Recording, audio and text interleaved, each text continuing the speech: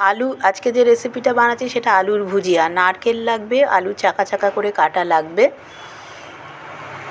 আলু চাকা চাকা করে কেটে একটু সেদ্ধ করে নিতে হবে।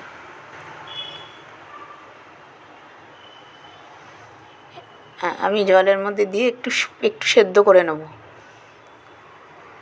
যাতে ভাজাটা ভালো হয়।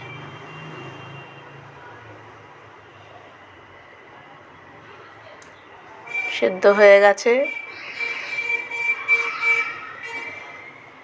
তেল দিলাম কড়াই, একটু হিং দিলাম, নারকেল কোড়া দিলাম, দুটো ভাজতে থাকবো।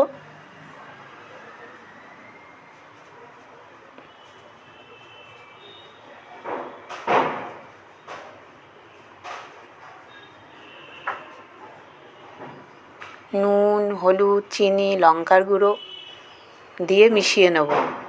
নারকেলটা ভাজা ভাজা হবে একটু, তাহলে টেস্টটা ভালো হবে।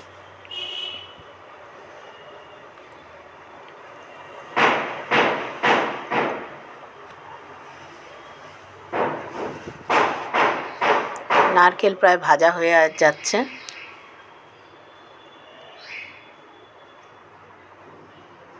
নারকেল ভাজা হয়ে গেছে।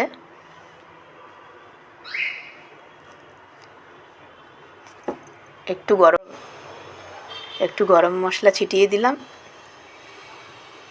দিয়ে ভালো করে পাকিয়ে নিলাম। তৈরি।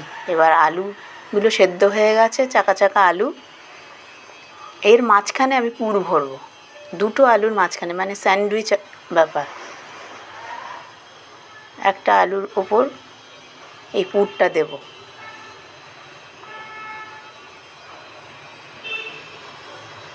আলুর ওপর আলু রাখলাম, রেখে এবার পুর দেব, দিয়ে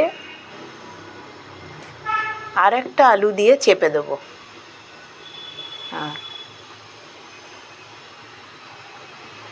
দুটো স্যান্ডউইচের মতো হলো।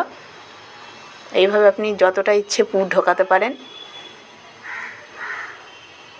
পুর আমার ভরা হয়ে গেছে চাকা আলুতে। এবার বেসন, চালের গুঁড়ো, নুন, লঙ্কার গুঁড়ো দিয়ে আমি একটা ব্যাটার তৈরি করব।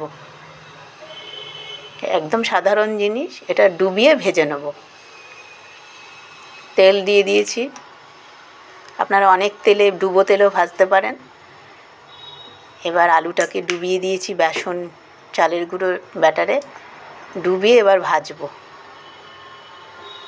ভাজা হয়ে গেল, রেডি আলুর ভুজিয়া। বিকেলবেলা মুড়ির সঙ্গে খেতে খুবই ভালো লাগে।